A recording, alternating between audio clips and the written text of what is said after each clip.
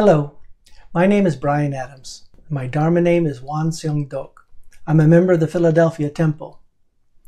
My wife Daisy and I, we really enjoy studying Won Buddhist scripture with our North Carolina Temple friends on Thursday nights, so I am very happy to have the opportunity to speak with you today.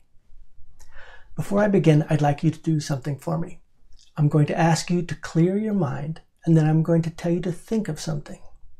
Ready? Mind clear? Picture someone who is enlightened. Now hold that image in your mind for a moment.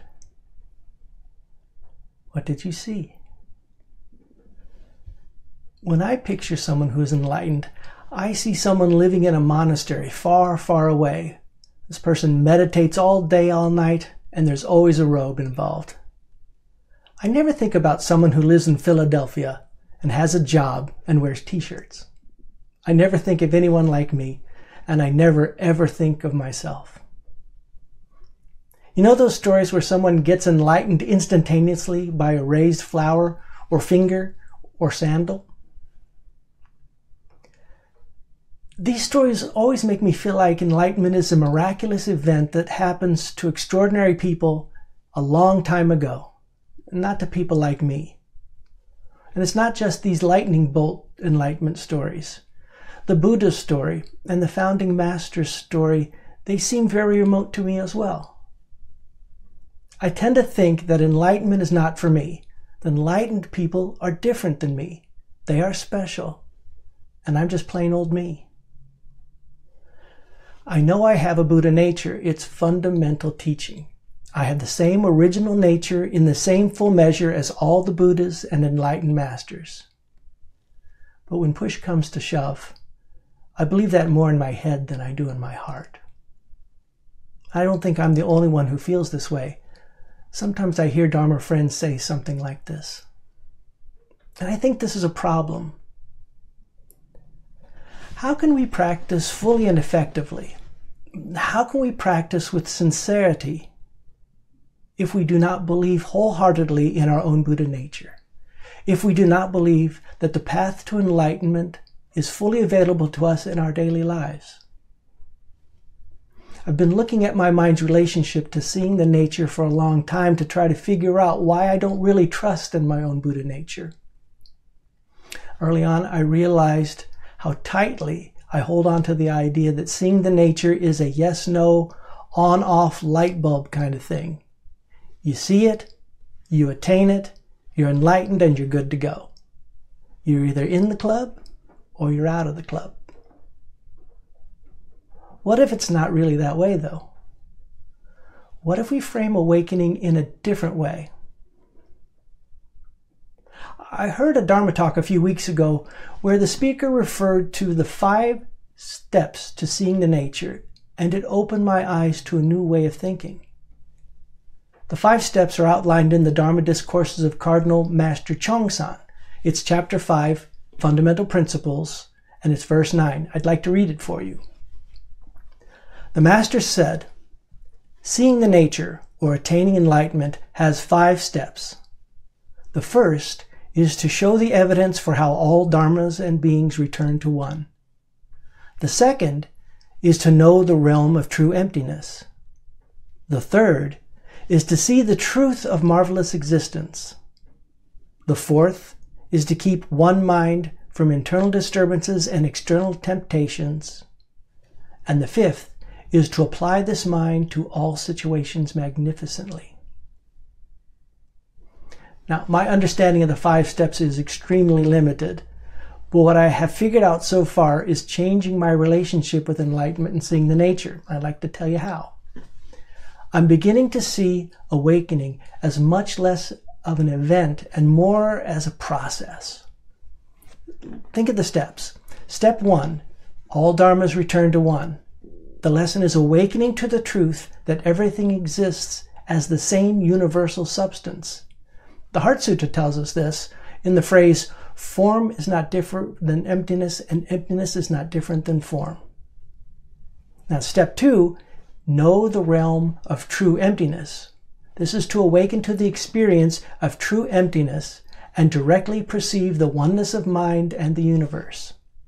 Heart Sutra also deals with this. It says, all dharmas are empty. The third truth is to see the truth of marvelous existence, to awaken to the truth that everything you encounter with your 6 sense organs is the truth, just as it is. Now, these first 3 steps describe the process of great enlightenment as a series of awakenings.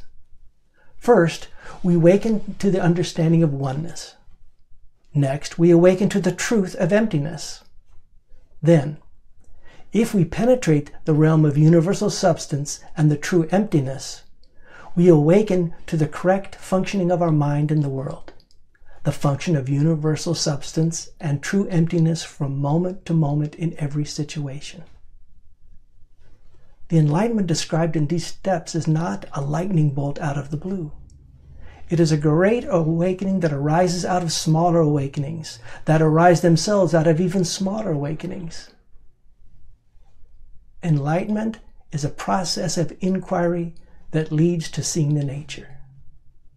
If we are engaged in a practice of inquiry, if we read scriptures and sutras, if we listen to dharma talks, then we are on this path to seeing the nature. We are in the process of awakening, and I think that's all that matters. There's more. We all know that enlightenment is useless if we don't put it to use in the real world. This is what is meant by correct functioning of the mind in the world. This is where steps 4 and 5 come in. Step 4, to keep the one mind from internal disturbances and external temptations. That's just cultivation of the spirit. Step 5 is to apply this mind to all situations magnificently, and that is choice in action. I think the 5 steps of seeing the nature are directly plugged into threefold practice. I think they're basically the same thing. The scriptures talk about seeing the nature, nurturing the nature, and commanding the nature, inquiry, cultivation, and choice in action. There must be a lot of benefit in casting enlightenment in terms of the threefold study. If we see enlightenment as a process instead of an event, we may be less inclined to grasp and measure and to compare our practice. If enlightenment is like the threefold practice, the steps are not a strict progression, but it must be practiced at the same time in balance. If cultivation and choice in action are stages of enlightenment, then our work is never really done. We will never reach a stage of completion. Enlightened masters, bodhisattvas, and Buddhas do not stop practicing when they get enlightened. They continue to make sound choices with a clear mind for the rest of time. Cultivation and choice in action always continue. No matter where we are in our practice, we are awakening. They are one in the same. There is no finish line to cross. There is no attainment with nothing to attain.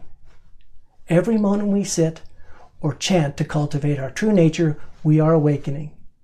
We are awakened in that moment. Every moment we read the scripture, listen to a dharma talk, or share with dharma friends, we are awakening. We are awakened in that moment. Every moment our mind arises and we stop and return to our original nature, we are awakened in that moment. Maybe every moment like this is a new enlightenment. If that is the case, then we have already had many enlightenments, and with sincere practice, we can look forward to thousands more. Now that I think about it, maybe there are 6 steps to seeing the nature, and the first step is to see yourself as a Buddha. Thank you.